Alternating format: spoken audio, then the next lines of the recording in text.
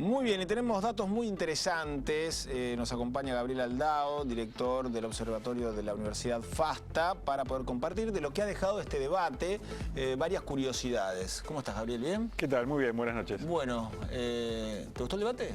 Sí, por supuesto, lo seguimos con atención porque además de mirarlo como ciudadanos, estábamos interesados en saber cómo la aplicación de inteligencia artificial y un análisis del lenguaje natural nos podía permitir sacar algunas conclusiones. Bueno, y a ver, ¿cuáles son las conclusiones? Vamos a repasar con la gente con las siguientes placas, ¿te parece? Dale, adelante.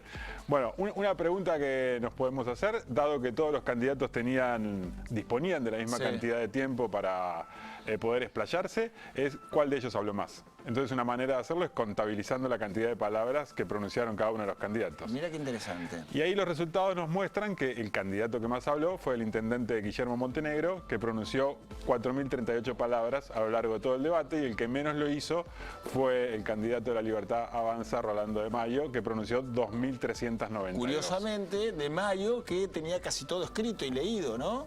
En el caso de él, lo leía casi todo, o sea que se redactó más o menos las 2.300 y pico de palabras que veíamos recién. Ahí lo que nos parece interesante es que todos tenían, digamos, dado que un debate tiene reglas, ¿no? Y había ciertos tópicos y cada uno tenía su cantidad de tiempo, algunos pudieron aprovechar o utilizar el tiempo de una manera diferente que otros. Sí, me parece que en el debate libre, que más allá que son 5 minutos, pero ahí podés incorporar un montón de palabras, Montenegro monopolizó los primeros 2 minutos y creo que ahí hizo una diferencia, por lo menos en cuanto al discurso. ¿Qué más tenemos? A ver, otros datos que vamos a compartir.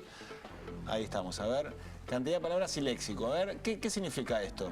Digamos, no solo es importante la cantidad de palabras que se pronuncian, sino también la diversidad del lenguaje que tiene. Esto, la diversidad léxica es cuán florido ha sido el lenguaje aplicado por cada uno de los candidatos durante el debate. A ver, si yo no mal entiendo, digamos que el discurso de Montenegro fue muy llano, ¿significa? Exacto, la terminología de Montenegro fue más acotada, siendo el que más habló. ¿Sí? Había más palabras, pero la variedad de palabras de Guillermo Montenegro fue mucho menor a la de, por ejemplo, Di Maio, que habló menos, pero expresó una diversidad léxica mucho más amplia. Bien. El hecho de tener poca terminología no quiere decir que sea necesariamente malo. Posiblemente responda a una estrategia de cómo afrontar el debate. En este caso, por ejemplo, hay un antecedente interesante que es el de Donald Trump, por ejemplo, ¿no? Que hablaba mucho, pero también tenía un discurso muy llano. Tenía un discurso muy sencillo porque se dirigía a personas sencillas que lo pudieran entender. Bueno, pero qué interesante. Bueno, ahí veíamos muy parejito, en ese sentido, Raberta y Montenegro, que son los dos candidatos quizás más fuertes de acuerdo al último resultado. A ver qué más nos dejó este debate. Muy interesante, Gabriel, ¿eh? Bueno, gracias. A ver este cuadro muestra la carga de positividad o neutralidad o negatividad que hubo a lo largo del debate en los distintos momentos, a lo largo de los distintos tópicos. Sí, por ejemplo, a ver. Lo que observamos es que el momento de las consideraciones finales fue lo que está marcado en rojo, fue el momento donde los candidatos se expresaron con mayor negatividad. ¿Qué implica expresarse con negatividad? No necesariamente estar diciendo algo, digamos, vehemente, violento o agresivo, sino en la forma en la que estructuran su discurso y qué terminología utilizan. Y fue ese momento, el momento del cierre, donde los candidatos expresaron su mayor negatividad. Después vino el momento del debate abierto, en donde hubo disputas, y después la ronda de respuestas a las preguntas que formularon los periodistas y la ronda de preguntas entre candidatos. Por ejemplo, antes veíamos un momento de esas características, en donde Montenegro y Raberta debatían acerca de un tema. Bueno, en ese momento fue cuando se detectó la mayor carga de negatividad, digamos. O sea, ya cuando ellos se exponen en un tema solo, sin tener que interactuar, ahí ya no se da tanto. Exacto. Podemos ver que desarrollo productivo y empleo es un momento donde prima la neutralidad o la positividad en el discurso de los candidatos. Bueno, tenemos más para compartir, de este trabajo que hicieron los alumnos del observatorio de la Universidad FASTA. Entidades claves más comunes, a ver. Bien, estas son cuando hablamos de entidades hablamos de personas, instituciones o lugares a los cuales los candidatos hicieron referencia. Y estas fueron las entidades más mencionadas. Mar del Plata, por supuesto, que es la ciudad que todos pretenden gobernar. Buenos Aires, en alusión a la provincia. Después aparecen otras. Como por ejemplo Montenegro, ¿no? Los otros 3 candidatos se dirigieron muchas veces al intendente Montenegro. Mira, me lo recordás, sí.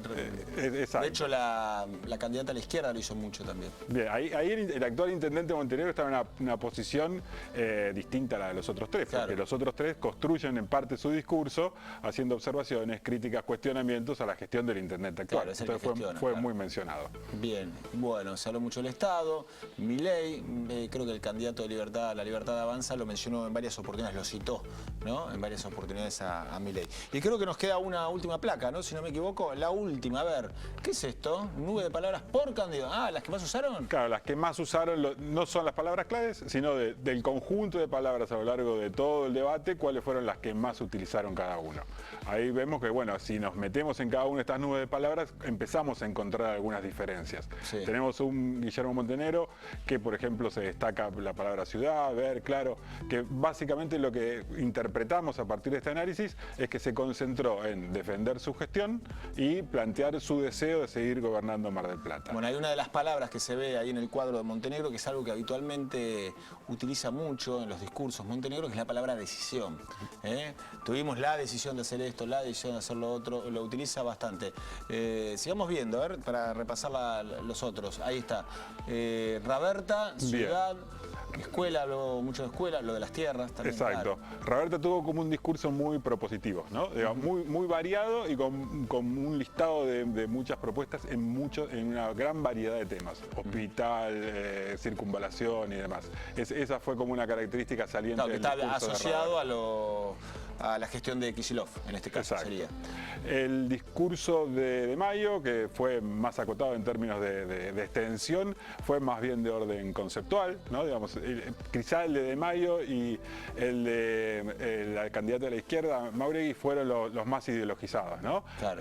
Por un lado, el planteo de ideología libertaria, como se define los de La Libertad Avanza, y por otro lado, vemos que el de la candidata de izquierda tiene ahí en su nube de palabras mucha terminología muy asociada a las reivindicaciones de la izquierda, ¿no? Derecho, trabajadores, izquierda, empleo. Así que bueno, vemos ahí claras diferencias en el modo en el que cada uno de los candidatos enfocó su presentación durante el debate. Bueno, ahí el de la izquierda es muy evidente, la ideología se ve siempre en los discursos de la izquierda, los trabajadores, los derechos y demás. Gabriel Aldao, impecable, lo vamos a subir a nuestras redes sociales, así que seguramente en el transcurso del día de hoy o de mañana van a ver este trabajo impecable que hicieron desde el Observatorio de la Universidad FASTA, lo vamos a replicar. Es interesante no solo para nosotros, para ustedes, sino también para los propios candidatos de cara a lo que se viene el resto de la campaña, y si es que hay otro debate también lo pueden llegar a tener en cuenta. Gracias. A vos. Pausa, ya volvemos.